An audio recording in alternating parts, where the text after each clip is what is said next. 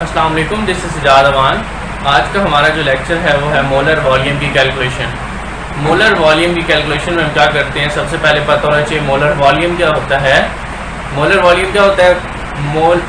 एक मोल सब्सटेंस का जो वॉल्यूम होता है, एक मोल गैस का जो वॉल्यूम होता है एट एसटीपी यानी कि स्टैंडर्ड टेम्परेचर एंड प्रेशर के ऊपर, उसको हम क्या कहते हैं? Molar volume. अब उसको कैलकुलेट करना है इस मोलर वॉल्यूम के कॉन्सेप्ट से कि वॉल्यूम कितना होता है। तो उसके लिए कॉन्सेप्ट डायग्राम हमने बनाई है, और वो कौन सी थी कि जिसमें एक तरफ क्या है, मास को कैलकुलेट करना है मोल के लिए, और फिर क्या करना है, वॉल्यूम से उसका फाइंड करना है कि अगर उसका वॉल्यूम फाइंड करना हो तो मोल दिए हुए हो वॉल्यूम कैसे निकलेगा, वॉल्यूम दिया हुआ तो मोल कैसे निकलेंगे। ठीक है। या फिर अगर और मुश्किल कैलकुलेशन दी हुई है कि दो स्टेप कैलकुलेशन हो कि जिसमें मास दिया हुआ हो तो मास से पहले मोल निकालेंगे और फिर मोल से क्या निकालेंगे, वॉल्यूम। ये पहले पार्टिकल वाले कॉन्सेप्ट के ऊपर बहुत डिटेल में हमने इसको पढ़ा था कि ये किस तरह काम करती है डायग्राम, कि जिस जगह पे हम खड़े होते हैं, जो हमें क्वेश्चन में चीज़ लिखी हुई मिलती है, वहाँ से हम पहले किधर जाते होते हैं, मोल की तरफ जाते होते हैं। ठीक है। या अगर मोल दिए होते हैं तो हम डायरेक्ट उस चीज़ की तरफ जा सकते हैं। ठीक। और अगर इस तरह दिया हुआ है कि पहले मास दिया हुआ हो, हमने मोल फाइंड करके फिर इधर के आ सकते हैं, वॉल्यूम की तरफ आ सकते हैं। दो फार्मूलाज हैं, अपने फार्मूलाज देखते हैं। अगर वॉल्यूम दिया हुआ हो, ठीक है, हम इस वाले हिस्से को डिस्कस करते हैं कि ये हमने पहले लेक्चर्स में पढ़ा हुआ है कि ये वाला हिस्सा कैसे काम करते हैं। वॉल्यूम अगर हमें गिवन हो गया, इसका वॉल्यूम से हमने क्या निकालने हो, मोल्स निकालने हो, तो क्या करते होते हैं, वॉल्यूम को डिवाइड कर देते होते हैं मोलर वॉल्यूम से। जैसे यहाँ पे भी वही करते हैं ना, मास को डिवाइड कर देते हैं मोलर मास से, कि जो प्रॉपर्टी है, जैसे मास था उसको एक मोल के मास यानी कि मोलर मास से डिवाइड कर दिया। वॉल्यूम था तो इसको एक मोल के वॉल्यूम यानी कि मोलर वॉल्यूम से क्या कर दिया, डिवाइड कर दिया। ठीक है। तो इस तरह आपका कॉन्सेप्ट होता है कि जो प्रॉपर्टी हो उसको उसके एक मोल से डिवाइड करना होता है। जैसे वॉल्यूम को एक मोल का वॉल्यूम यानी मोलर वॉल्यूम से डिवाइड किया। मास को अगर मोल में कन्वर्ट करना तो मास को एक मोल के मास यानी कि मोलर मास से डिवाइड करेंगे। अगर रिवर्स करना हो कि मोल गिवन हो उससे वॉल्यूम निकालना हो तो क्या होगा, मोल को मल्टीप्लाई कर देंगे मोलर वॉल्यूम यानी कि एक मोल के वॉल्यूम के साथ।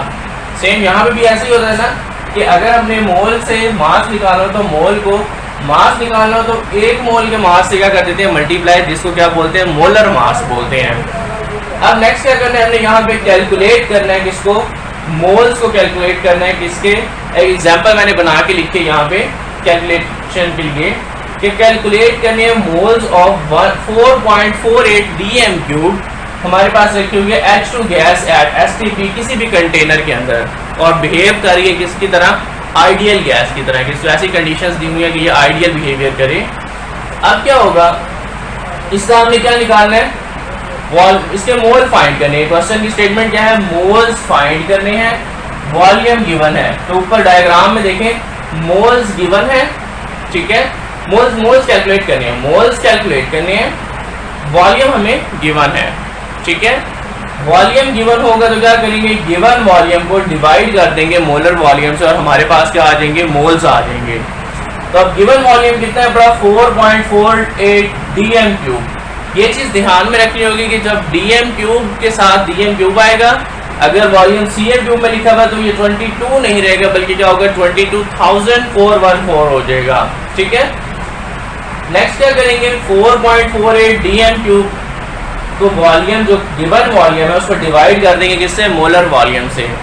मोलर वॉल्यूम से डिवाइड किया और हमारे पास क्या आगे, मोल्स आगे। कितने मोल आएंगे, 0.2 मोल्स आएंगे। इसको आप कैलकुलेटर सॉल्व कर देखें कितना आएगा, 0.199 आएगा, 0.998 आया होगा। तो इसको हमने क्या करना है, राउंड ऑफ करके कितना आ जाता है, ये 2 आ जाता है। अगर आप इतने कैलकुलेटर को सेट किया हुआ कि वो एक डेसिमल पॉइंट दे तो फिर वहाँ पे क्या होगा, डायरेक्ट 0.2 आंसर आ जाएगा आपका। नेक्स्ट इस तरफ आते हैं, इसका इस्तेमाल कहाँ पे होगा आपकी बुक के अंदर, बहुत इंपॉर्टेंट, बहुत मशहूर आपका MCQ बनता होता है। एक्सरसाइज का MCQ है, एक्सरसाइज का MCQ नंबर 9 है, जिसको हम यहाँ पे सॉल्व करके देखते हैं कि उसमें यूँ लिखा हुआ है कि volume occupied by 1.4 gram N2 at STP। नीचे 4 ऑप्शन दिए हुए हैं, उसको मैंने क्वेश्चन बना के लिख दिया, शॉर्ट क्वेश्चन के अंदर कन्वर्ट करके लिखा है कि calculate volume occupied by 1.4 gram of N2 at STP।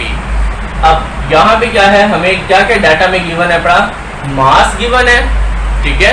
Mass given कितना है बड़ा, 1.4 ग्राम मास गिवन है N2 का, और कितना है मैंने यहाँ पे डाटा में लिख दिया है। दूसरा, मोलर मास हमें याद होते हैं, खुद याद करने होते हैं पहले से। तो नाइट्रोजन का कितना होता है, एक नाइट्रोजन का 14 होता है, N2 है तो 2 नाइट्रोजन का कितना होगा, 28 ग्राम पर मोल होगा। हमें ये दो चीजें खुद पता है कि ये क्वेश्चन की स्टेटमेंट में लिखी हुई थी और ये वाली हमने खुद याद करनी होती है। इधर देखते हैं कि हमें अगर मास गिवन हो तो क्या रास्ता बनता है। मास गिवन हो और हमने वॉल्यूम तक जाना हो तो क्या करेंगे, पहले मास से चलेंगे किधर, मोल की तरफ, और फिर मोल से किधर जाएंगे, वॉल्यूम की तरफ। ठीक है, तो ये दो फॉर्मूले इस्तेमाल होंगे, मास डिवाइडेड बाय मोलर मास। जब मोल निकल आएंगे तो फिर क्या करेंगे, mole multiply by molar volume. ठीक है, इधर देखते हैं कैसे आता है ये क्वेश्चन को सॉल्व करने में। Mole is equal to mass divided by molar mass. आगे इसमें वैल्यूज पुट कर देते हैं। मास कितना है, 1.4 ग्राम हमने ऊपर लिख दिया, मोलर मास 28 ग्राम पर मोल हमने नीचे लिख दिया। दोनों को डिवाइड किया, हमारे पास आंसर आ जाएगा 0.05 मोल। मोल के बाद क्या करना है, हमने आगे चलना है क्योंकि हम यहाँ तक पहुंच गए। यहाँ से चले मोल तक आ गए और मोल से आगे किधर जाना है, वॉल्यूम की तरफ जाना है। ठीक है, वॉल्यूम की तरफ जाने का फॉर्मूला क्या होता है, mole multiply by molar volume.